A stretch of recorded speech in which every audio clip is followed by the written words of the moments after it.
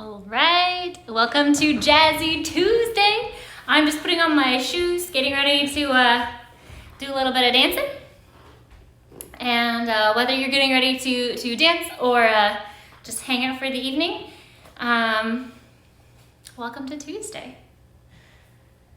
Hope you're having a lovely day. I don't know where in the world you are watching from, but it's a little smoky over here. Starting to clear up, but hope you're safe from wherever you're watching. And I'll just chat a little bit about what I've been working on. Okay. All right, so, hey, thanks for coming. So today I've been working on a little bit of choreography to one of the songs from Inspirational Beats album that I've been riffing off of for kind of the month, and exactly like you has kind of caught my attention, and so I've been working on ways of riffing off of this step that I learned from Josh McLean, and I've kind of come up with some fun bits, and I'm kind of intrigued by the idea of combining pieces into something new while making it still look like a recognizable remnant, at least, of what I've been working on. Hey, thanks for coming. Hi, Amy. Oh, cool. Yeah, so anyway, so this step that I learned, man, it's been a while, but that I learned from Josh way back in the day when we could dance in the same place as somebody. I'll move this a little bit. So this is the step, the original step, and maybe I'll link to, he shared it with me via sharing a whole string of people doing this in a sort of cascading pattern. And so the step is this: you have a stomp off, kick, ball change, kick, step, kick, step. And it's a really interesting pattern, I think, really simple movements, but put in a sort of quick succession with particularly interesting percussion elements, which if you've been tuning into Jazzy Tuesdays, I've just been particularly interested in percussive and musical dancing because I've both been working on my tap this lovely COVID season, but I've also been interested in being able to make my own music and sort of be able to participate in the sort of like auditory world of jazz, which I think is a large part of what makes it so exciting. So anyway, this step in particular sort of caught my eye this morning, and I've been riffing off of it all morning. And anyway, so the original is ball change, kick, ball change, and a kick, kick. And I guess the stuff that comes after has been particularly interesting because I've also been finding this step to be a kind of yummy jazz challenge for going from left to right, and making any step that I'm comfortable only doing on one side move from side to side has been a kind of fun practice for me recently. So I've been kind of having some fun ways of doing that, and my favorite one so far has been after I do this, hey, and then doing a boogie back, and this two-step, ball change on the left, and then the rest of it. And I think the ball change is starting on the left for me. For some reason, it's such a simple step, but it's been kind of a brain time warp. Because I want to stay on, I feel like I'm not quite committing all of my weight. It feels like I'm trying to correct it to what I'm familiar with, which I think is a pretty common thing for me when I'm trying to learn something on the other side. So ball change, I feel like I'm more even on, like, I'm really stepping. The steps feel like they have more meat to them rather than when I'm starting with my left. For some reason, I feel like I'm kind of just like less committed is really, I think, what I'm getting to. So anyway, that's kind of been my interesting, like, tiny tidbit of dancing today, and realizing, like, this very simple idea, ball change, a stomp off. For some reason, like, I really like doing kind of, complex things on the right and then on the left. And somehow ball changes today have been the thing that my body's like, hey, don't forget these simple things. You gotta practice those too. So anyway, I've been having some fun going with this step and making go back and forth.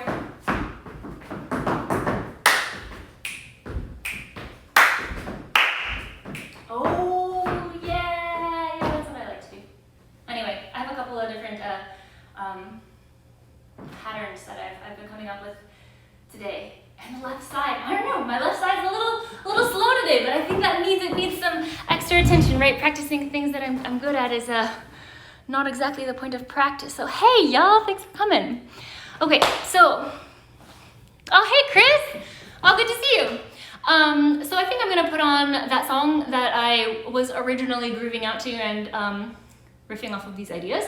And I'm just gonna hang out with that one step and see what happens.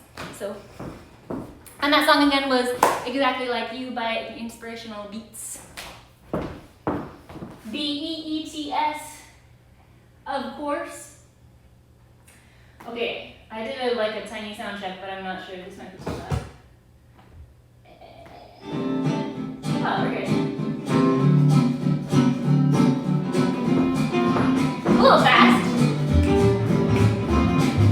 I know now why I'm bleeding. I know now why I'm blue like rain shine. Someone exactly like you. Why should we spend money on a show or two? No one does those love scenes exactly like you. You make me feel so grand, I wanna give the world to you. You make me understand each foolish memory.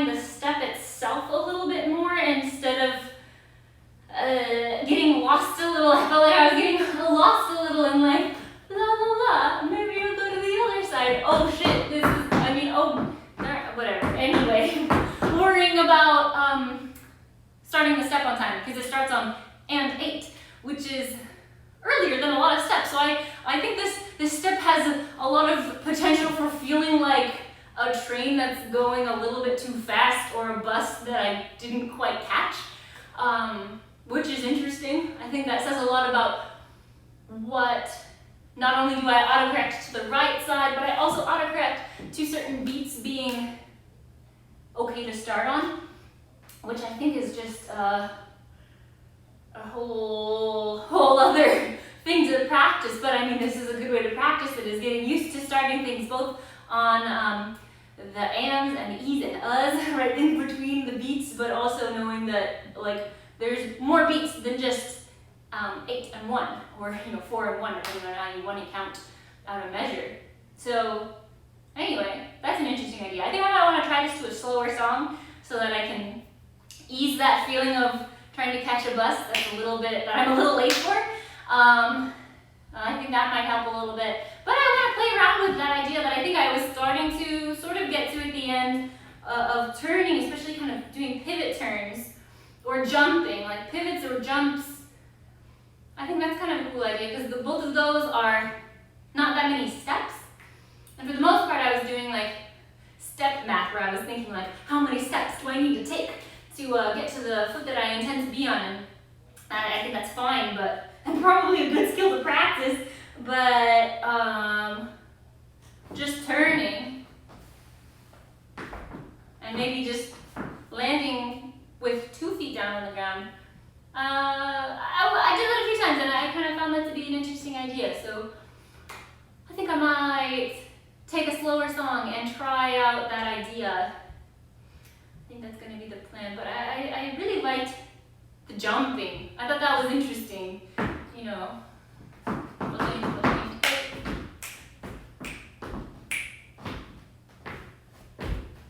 or something, I don't know, some jumpy thing. I think I did like just a la la la, wiggle wiggle. I don't know, vaguely interesting. I think those are the nice parts about my personal practices. I like finding the vaguely interesting moments and then seeing how to make them interesting. So I'm going to take that vaguely interesting idea and hopefully find something more interesting. But, turns and jumps are exciting. So we'll find some excitement. Let's see. I'm going to go a little slower. I think I'm going to hop out of that album for just a second. I hope Facebook doesn't get mad at me. We'll see. Yeah, I want to dance to some Sarah Vaughan for just a moment. Let's see, I'll pick a short one.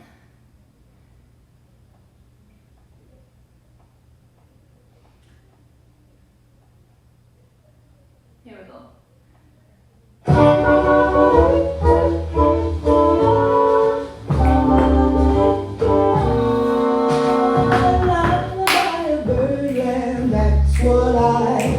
Always hear when you sigh. Never in my wordland could there be ways to reveal in a phrase how I feel.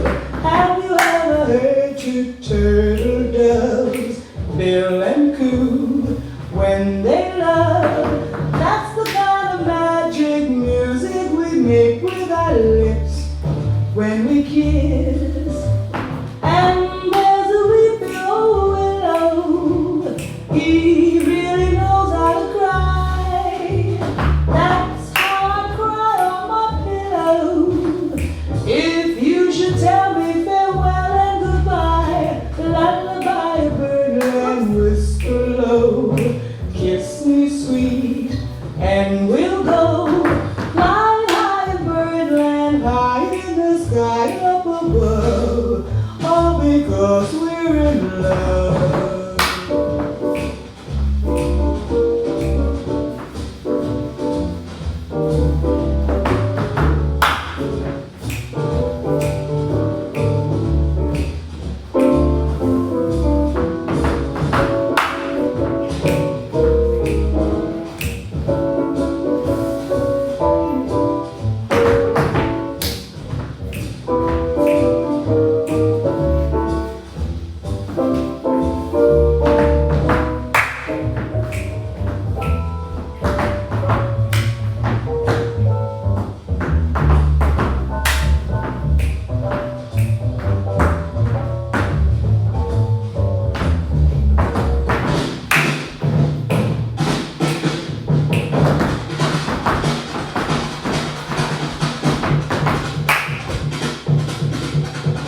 Oh, I lost the rhythm.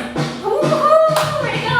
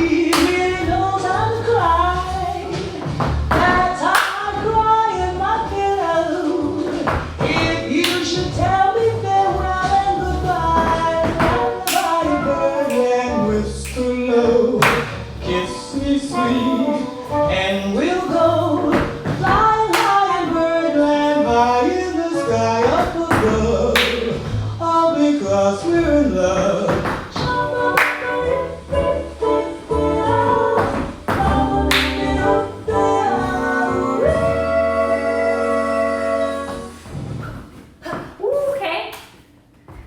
I'm interested in the crossing feet. I like that. Oh man, I lost the feet real bad in there. That was boy, that was funny. Anyway, I'm interested in this business that I was goofing off with. I like that. I like that it's a pivot. I mean, not a pivot turn, a lock turn.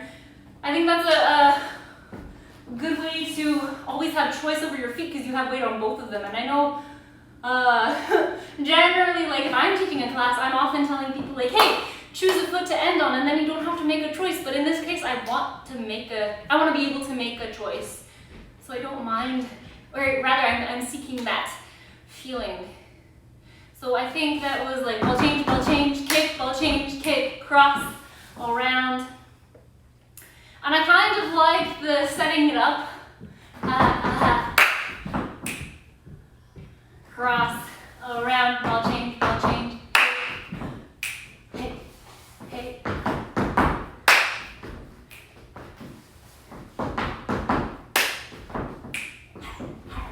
Like, almost looks like I'm gonna turn, and then I don't. Kind of like that. I generally think that's a fun thing to do. I would like to do that more in my dancing, is set something up, and then I like to set something up for myself to play with later, and I would like to do that more. I don't think I do that quite as much as I wish I did. So yeah, I might write some of this down. I guess it's on a video. That's nice. There have been actually some things on this Jazzy Tuesday that I'm end up being quite glad that I had the video, because then I have a recording of something that I had forgotten and wanted to remember later. So, okay. So, hey Robert. Oh, cool. Okay, so I think I want to, see, I really like the tempo of this song, but I don't want to get kicked off of the internet for playing music that I don't have the rights to. So maybe I'll just play it one more time and then see how it goes.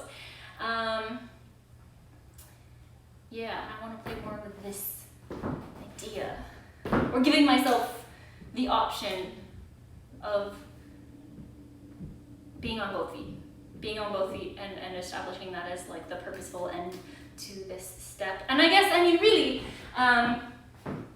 when I'm doing these lock turns, I'm stepping onto the foot that I crossed with, so it doesn't feel quite like, it doesn't feel like I've just, you know, ended on both feet evenly. I have made a choice by the end, but it does feel a little like it has some more wiggle room, which I like. think I'm gonna goof off with that more, and I want more lock turns, and more, I guess, playing with both feet on the ground. Both feet on the ground is an interesting dance idea. It doesn't happen that often, at least in the style of dances that I generally partake in. Okay, so one more time with Sarah Vaughan. Oh, I'm gonna do Jump for Joy this time. So I just played Lullaby of Birdland by Sarah Vaughan, and if you don't listen to much Sarah Vaughan, I would really recommend her. She's got some good stuff on the Spotify, but I'm gonna play Jump for Joy, which is another one of my favorites. And it's short, so Facebook has less time to get mad at me.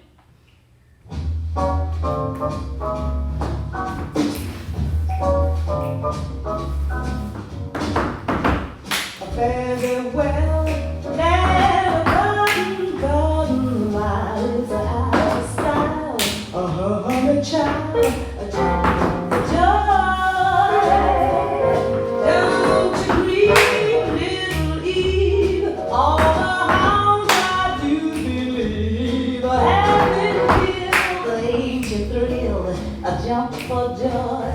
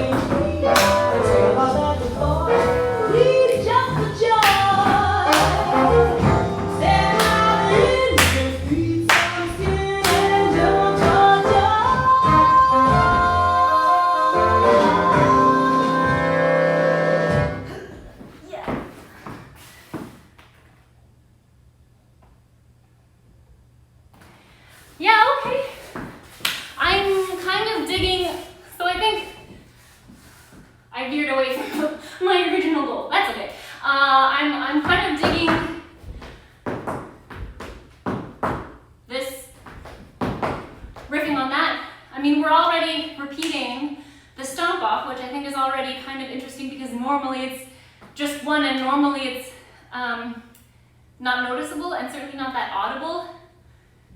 So I'm kind of playing around with the idea of making that step audible, and it's particularly easy in this echoey room here. But I mean, I could make it quieter. But I think having a heavy stomp off that repeats is interesting, and maybe having the beginning of the step sort of be the gateway into something different. Kind of like the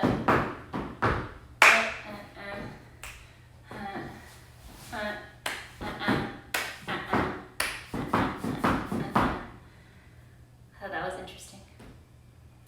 Might be interesting to use that as a way to transition to the other side. I'm not quite sure how I would do that. Well, I guess.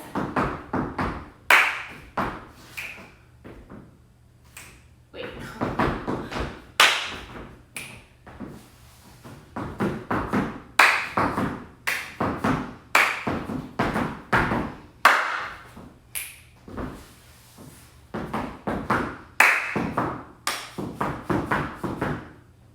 vaguely interesting. I would like it to feel less like I'm a puppet, just kind of walking forward.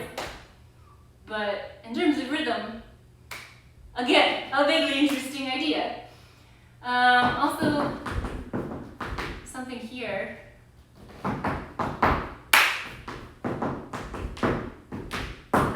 Ooh, that was interesting.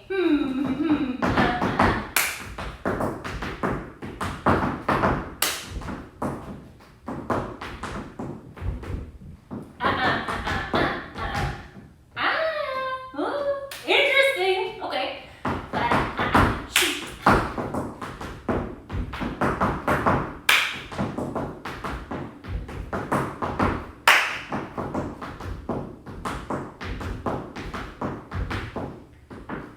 I think rhythmically, that's interesting. But I'm not wearing tap shoes, so visually it's boring.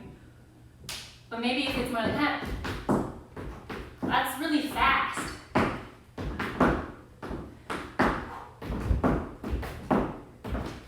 Adding some arms. Okay.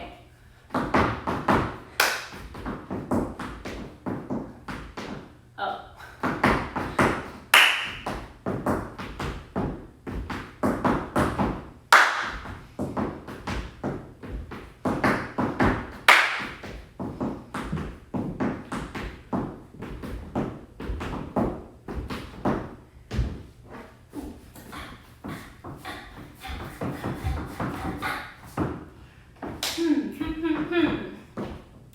I like the idea. I'm not sold on the shape yet, the visual idea. Oh, it's 8:30.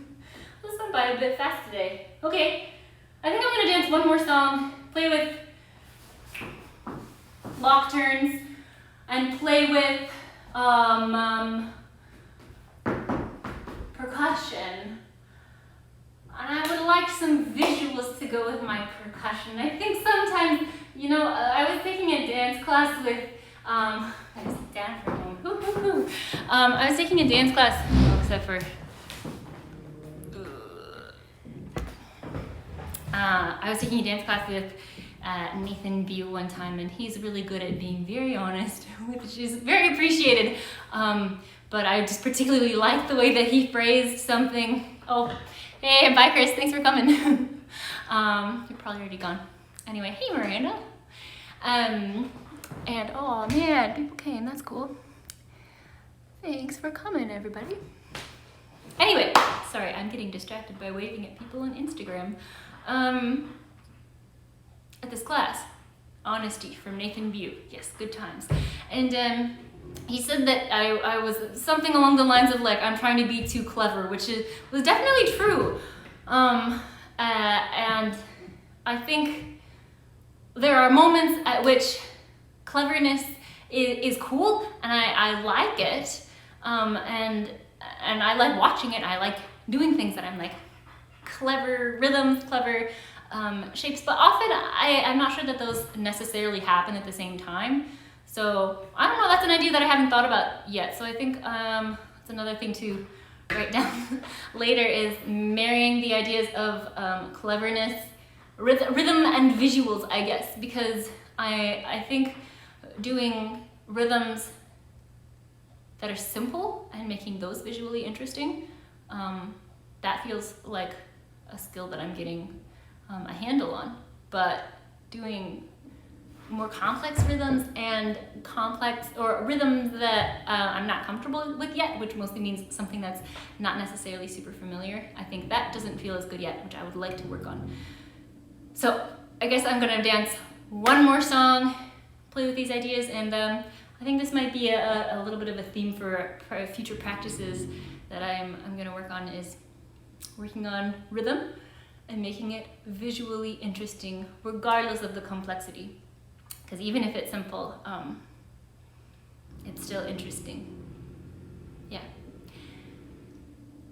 Oh, I think that maybe I want to make another comment. I'm mostly thinking aloud here, so I will get to some dancing, but I was just reminded of, I think, one of the best pieces of advice that I think I've ever been given, certainly in a tap class, but probably for any kind of dancing, especially improvisational dancing, let me say. So the quote, and it's from Mark Mendonça, and he said that you just gotta do what you know. That's the quote, that's the end, is do what you know, and that's gonna be good. When you do what you know, it's good because you know it and you can do it with confidence, and that's what makes something really good.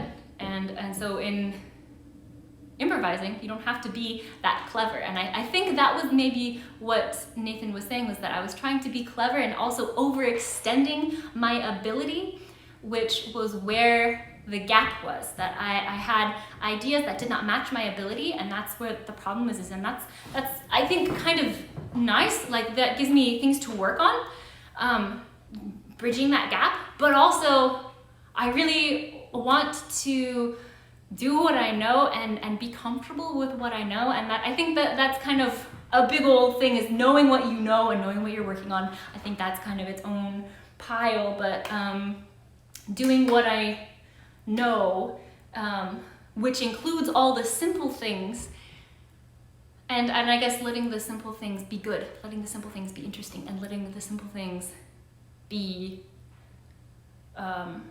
as important as the fancy new move that I saw on YouTube that I've been working on. Like that I should be working on that just as much as my stomp offs, my ball changes, apparently, because just today I found that ball changes starting on my left foot were apparently really hard, and I think I'm getting a little off topic for ranting, but anyway, those are my thoughts for now, and I think I'm just gonna dance one last song, and I don't think I'm gonna try to sort out more of the same thing. I think I'm just gonna goof off, make some jazz, and call it a night for this streaming time. So thanks for coming. If you're still around and you want to support the things that I do, this is here and free.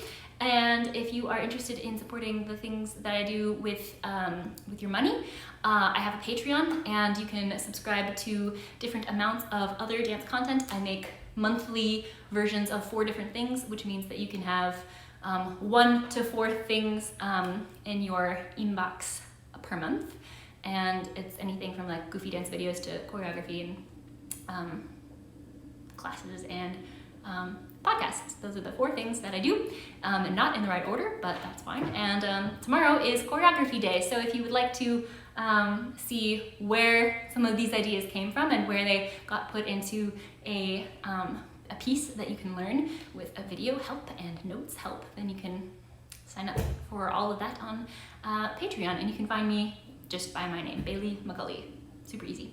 And if you have any questions, just shoot me a message. And with that, it's time to dance one last song. And I think I'm just gonna dance one more time to Exactly Like You. It's a good song. It's been my jam of the day. Nope, that's not it.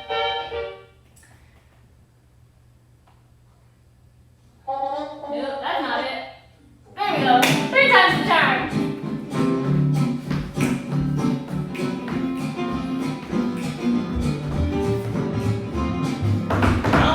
Why I'm blue, I know now why I'm blue. I pray not someone exactly like you.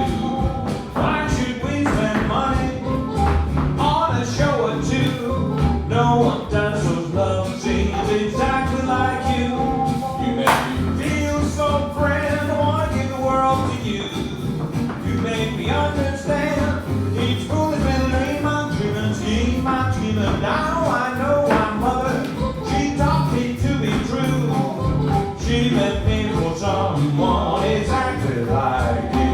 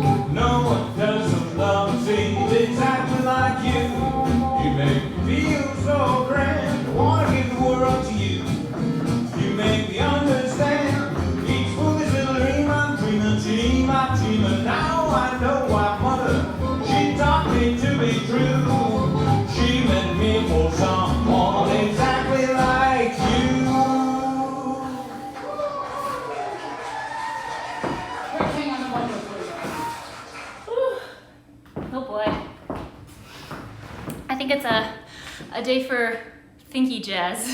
I could feel my brain working a lot during that song. So I don't know if you could see the gears turning, but that's certainly what it felt like. Not necessarily in a terrible way, just in a, like, my brain is ahead of my body, and then I think I was feeling like I was leaving some ideas behind, which is, I don't know, just an observation. So anyway, I think I'm gonna turn off the cameras because it's been long enough of me practicing in front of y'all. But like I said, this is here every Tuesday at 8 p.m. Although I guess I should mention for the next couple of weeks, I'm gonna be on the East Coast, and this is Pacific time, and East Coast time is gonna be a lot later, and that's not gonna work. So I'm thinking about moving it to 8 p.m. East Coast time, which would be 5 p.m. Pacific time. If you have suggestions, input, no, I can't make this and I like coming, just let me know. And that's about it. And yeah, I'll try to find that video that I mentioned that Josh showed with that step and a bunch of people sort of doing a round sort of, I don't know, what, yeah, like a round of that rhythm. Anyway, super cool, super interesting. And I think with that, I'm gonna shut the cameras off and keep doing some dancing over here. So thanks for joining me. Thanks for making some jazz, and I will see you next week, and I will let you know the time of next week's classes as soon as I do. So anyway, take care until next time.